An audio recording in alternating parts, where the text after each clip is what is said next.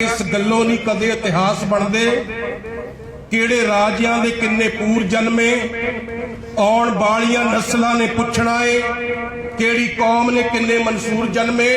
वो कौम गुलाम नहीं रह सकती जिस कौम नूं हस के मरन दा चल पै जाए पैना अंत नूं मुल कुर्बानियां दा भावें अज पै जाए भावें कल पै जाए। दो क्रांतियां जड़ियां एक जड़ी गुरु ग्रंथ साहब जी दे रूप दे विच विद्यमान है और दूसरी क्रांति जड़ी आ वो संविधान दे रूप दे विच विद्यमान है।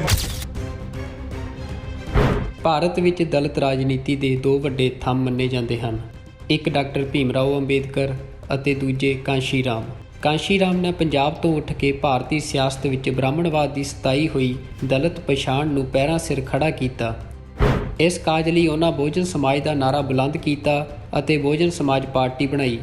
ਕਾਂਸ਼ੀ ਰਾਮ ਨਾਲ ਇਸ ਸੰਘਰਸ਼ਮਈ ਸਫ਼ਰ ਦੇ ਮੁੱਢਲੇ ਸਾਥੀਆਂ ਵਿੱਚੋਂ ਇੱਕ ਰਹੇ ਸ਼ਿੰਗਾਰਾ ਰਾਮ ਸਹੁੰਗੜਾ ਬੀਤੇ ਦਿਨੀ ਅਕਾਲ ਚਲਾਣਾ ਕਰ ਗਏ ਹਨ। इस गल्लों नहीं कदे इतिहास बनते किहड़े राजियां दे किन्ने पूर जन्मे। ਸ਼ਿੰਗਾਰਾ ਰਾਮ ਸਹੁੰਗੜਾ 2 ਵਾਰ ਵਿਧਾਇਕ ਰਹੇ। ਪਹਿਲੀ ਵਾਰ ਉਹ 1992 ਵਿੱਚ ਅਤੇ ਦੂਜੀ ਵਾਰ 1997 ਵਿੱਚ ਗੜ੍ਹਸ਼ੰਕਰ ਹਲਕੇ ਤੋਂ MLA ਦੀ ਚੋਣ ਜਿੱਤੇ। ਸ਼ਿੰਗਾਰਾ ਰਾਮ ਸਹੁੰਗੜਾ ਇੱਕ ਜ਼ਮੀਨ ਨਾਲ ਜੁੜੇ ਆਗੂ ਸਨ। ਇਸ ਗੱਲ ਦਾ ਇਲਮ ਇਸ ਤੱਥ ਤੋਂ ਹੀ ਹੋ ਜਾਂਦਾ ਹੈ ਕਿ 2 ਵਾਰ ਵਿਧਾਇਕ ਰਹਿਣ ਦੇ ਬਾਵਜੂਦ ਉਹਨਾਂ ਆਪਣਾ ਨਿੱਜੀ ਘਰ ਨਹੀਂ ਬਣਾਇਆ। ਉਹ ਨਹਿਰੀ ਮਹਿਕਮੇ ਦੀ ਸਰਕਾਰੀ ਰਿਹਾਇਸ਼ ਵਿੱਚ ਆਪਣੇ ਪਰਿਵਾਰ ਨਾਲ ਰਹਿੰਦੇ ਸਨ, ਪਰ 2016 ਵਿੱਚ ਉਹਨਾਂ ਨੂੰ ਸਰਕਾਰ ਨੇ ਇਹ ਘਰ ਖਾਲੀ ਕਰਨ ਲਈ ਕਹਿ ਦਿੱਤਾ। ਪੁਲਿਸ ਵੱਲੋਂ ਉਹਨਾਂ ਦਾ ਸਮਾਨ ਘਰੋਂ ਬਾਹਰ ਕੱਢ ਦਿੱਤਾ ਗਿਆ ਤੇ 2 ਵਾਰ ਦੇ ਵਿਧਾਇਕ ਰਹੇ ਇਸ ਬਹੁਜਨ ਆਗੂ ਨੂੰ ਖੁੱਲ੍ਹੇ ਅਸਮਾਨ ਹੇਠ ਤਰਪਾਲ ਪਾ ਕੇ ਆਪਣੇ ਪਰਿਵਾਰ ਨਾਲ ਰਹਿਣਾ ਪਿਆ। ਸ਼ਿੰਗਾਰਾ ਰਾਮ ਸਹੁੰਗੜਾ ਬ੍ਰਾਹਮਣਵਾਦੀ ਜਾਤ-ਪਾਤ ਵਾਲੇ ਪ੍ਰਬੰਧ ਦੇ ਸਖਤ ਵਿਰੋਧੀ ਸਨ ਅਤੇ ਸਦੀਆਂ ਤੋਂ ਨੀਚ ਕਹਿ ਕੇ ਲਤਾੜੇ ਜਾ ਰਹੇ ਲੋਕਾਂ ਨੂੰ ਸਵੈ ਮਾਣ ਨਾਲ ਜ਼ਿੰਦਗੀ ਜਿਉਣ ਦਾ ਹੱਕ ਦਿਵਾਉਣ ਲਈ ਸੰਘਰਸ਼ ਕਰਦੇ ਰਹੇ।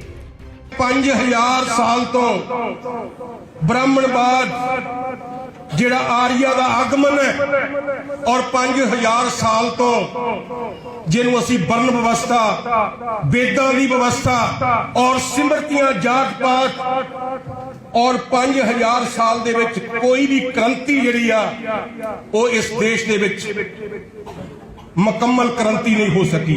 ਜਿਹੜੀ ਇਹ ਜੇ ਰਾਜਨੀਤਿਕ ਬਰਾਬਰੀ ਜਿਹੜੀ ਅਸੀਂ ਸੰਵਿਧਾਨ ਦੇ ਰੂਪ ਦੇ ਵਿੱਚ ਅਸੀਂ ਅੱਜ ਮੰਨ ਰਹੇ ਆ ਇਹ 800 ਸਾਲ ਦੇ ਲੰਬੇ ਸੰਘਰਸ਼ ਤੋਂ ਬਾਅਦ ਸਤਿਗੁਰੂ ਨਾਮਦੇਵ ਤੋਂ ਲੈ ਕੇ ਸਤਿਗੁਰੂ ਰਵਿਦਾਸ ਮਹਾਰਾਜ ਕਬੀਰ ਸਾਹਿਬ ਗੁਰੂ ਨਾਨਕ ਦੇਵ ਜੀ ਸਾਹਬੇ ਕਮਾਲ ਗੁਰੂ ਗੋਬਿੰਦ ਸਿੰਘ और महात्मा फूले बाबा साहब डॉक्टर अंबेडकर साहब कांशी राम ये 800 साल का इतिहास है।